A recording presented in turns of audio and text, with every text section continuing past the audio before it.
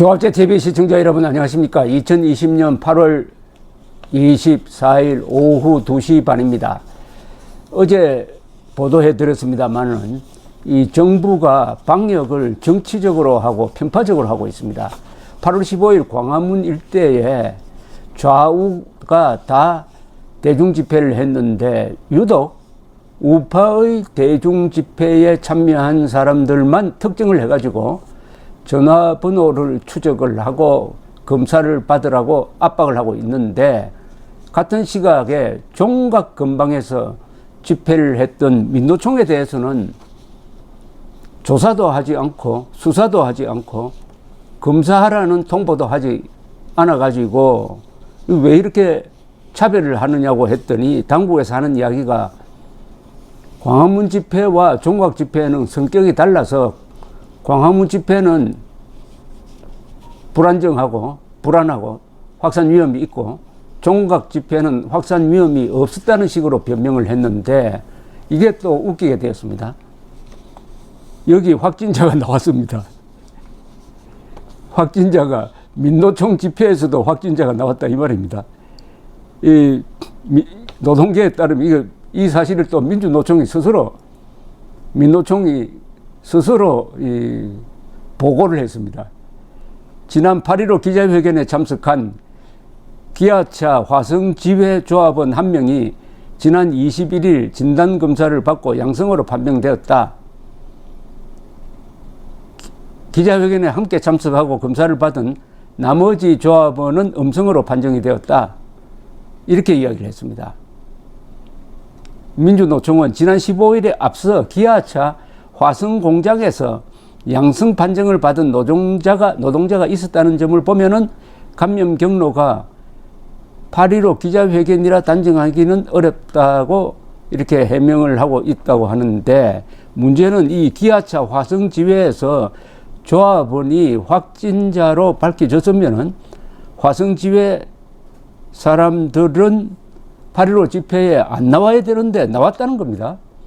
이거 사랑제일교회하고 비슷한 거 아닙니까? 사랑제일교회에서 확진자가 발생했으니까 사랑제일교회는 나와서는 안 된다. 그런데 정광훈 목사 쪽에서는 사랑제일교회에 확진자가 발견된 다음에는 광화문 집회에 나가지 말라고 했다는 겁니다.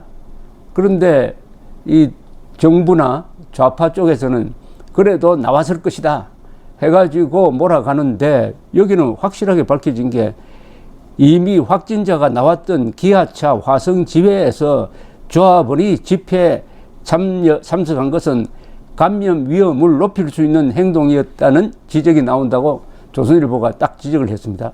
증상이 없는 조용한 전파가 특징인 코로나의 특징을 고려하면은 감염자가 감염 사실을 모르고 집회 등에서 불특정 다수와 접촉하여 코로나를 옮길 수 있기 때문이다 이겁니다.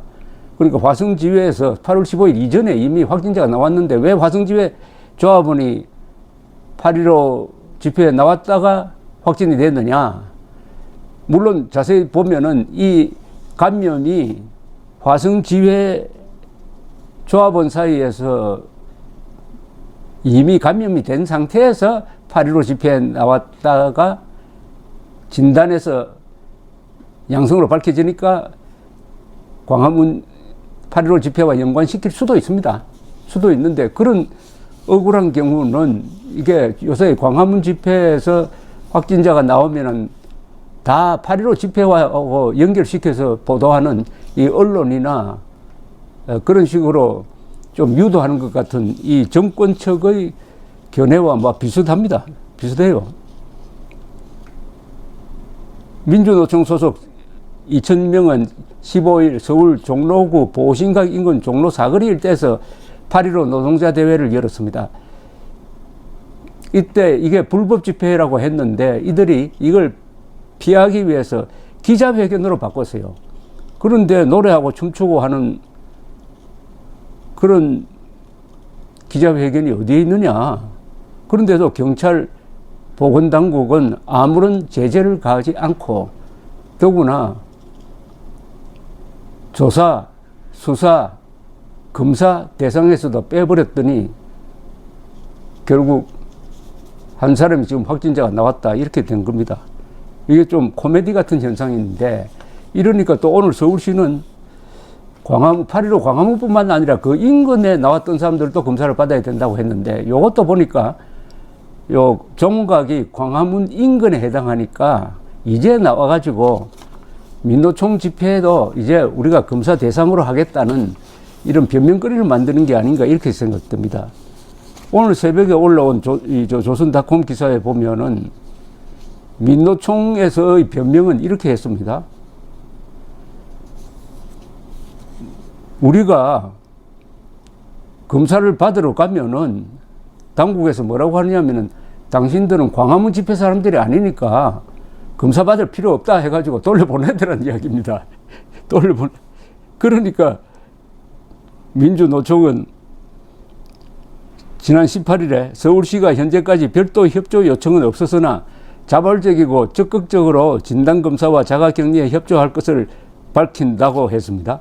참, 이 방역당국이 방역을 가지고 사람 차별을 이렇게 하고 있습니다. 광화문에 모이면은 완전히 환자 취급을 하고 마치 무슨 범죄인 취급을 하고, 왜냐, 우파가 모였기 때문이고, 저 종각 근방에 모인 사람들은 이 정권 편이니까 검사 안 받아도 된다. 아니, 검사 받겠다고 하더라도 당신은 해당이 안 되니까 돌아가라고 했다는 이 민노총의 고백이 맞다면은 이게 코미디인지 비극인지 모르겠습니다. 자, 이렇게 되니까 이제 광화문 집회가 코로나를 확산시켰다는 이 대목은 확실하게 좀 점검할 필요가 있습니다. 지금까지 광화문 집회에서 확진자가 나온 비율이 전국 평균 비율보다 결코 높지 않아요. 대충 1% 내외인데요. 그 범위를 넘지 않고 있습니다. 대구 같은 데서 광화문에 갔다가 온 사람들을 조사한 통계를 보면은 그 양성 비율이 0.2%밖에 안 됩니다. 이건 오히려 더 전국 평균보다 더 낮아요. 그런데 광화문 집회 사람들은 이게 환자든지 감염자든지 하는 종류의 사람들이고, 민노총 집회는 아주 건강하게 이루어져 가지고 했으니까 거기는 걱정할 것 없다고 했는데 이런 결과가 나왔습니다. 문재인 정권이 사람을 차별합니다. 어떤 식으로 차별하느냐, 우리 편이냐 아니냐, 이렇게 딱 차별을 합니다. 이 인간을 차별하면 차별당한 사람은 화가 나죠. 더구나 문재인 대통령은 입만 열면은 정의와 공정을 부르짖는 사람입니다. 우리나라 역대 정치인 중에서, 역대 대통령 중에서 정의와 공정을 가장 많이 연설문에 쓴 사람이 문재인 대통령인데, 근데 지금도 문재인 대통령은 스스로는 내가 정의롭다, 내가 공정하다고 생각하고 있을 가능성이 많습니다. 왜냐? 그쪽 기준이 달라요. 그쪽에서 정의와 공정이 통용되는 부분은 우리 편입니다. 우리 편. 근데 우리 편이 아닌 사람들, 즉 대한민국 편은 공정과 정의의 대상이 아니에요.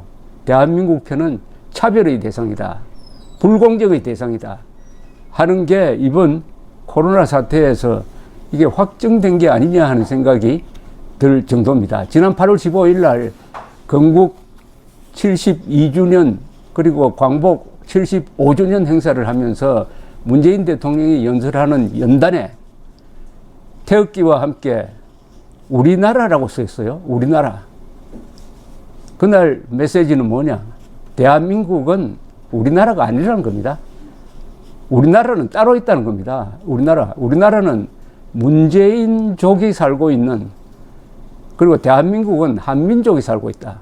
한민족이 살고 있는 대한민국과 문재인족이 살고 있는 우리나라를 딱 가르는, 그리하여 김원홍이라는 자를 앞세워가지고 대한민국을 비판하고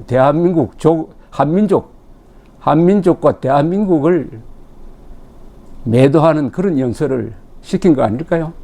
우리나라가 뭡니까 도대체? 대한민국을 지우고 우리나라라고 썼는데 우리나라 대통령입니까? 대한민국 대통령입니까? 이러니까 지금 의족, 무슨 고기 의족이 아닙니다. 언어할 때 어짜. 언어를 가지고 인종을 가르자 이거죠. 그래서 한반도에는 한민족, 한국 의족이 있고 문재인 의족이 있답니다. 문재인식으로 말하는 사람과 한국말을 쓰는 사람이 다른데 똑같은 공정을 해석을 할 때도 문재인 의족이 해석하는 것과 보통 국민들이 해석하는 게 정반대라 이겁니다. 정반대. 문재인이가 말하는 공정은 대한민국 편에서 보면 불공정이고, 문재인이가 말하는 애국은 대한민국에서 보면 반역이고, 문재인이가 말하는 반역은 대한민국 입장에서 보면 애국이다. 이렇게 말이 달라지고 있습니다.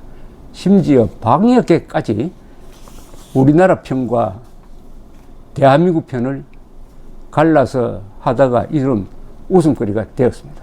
감사합니다.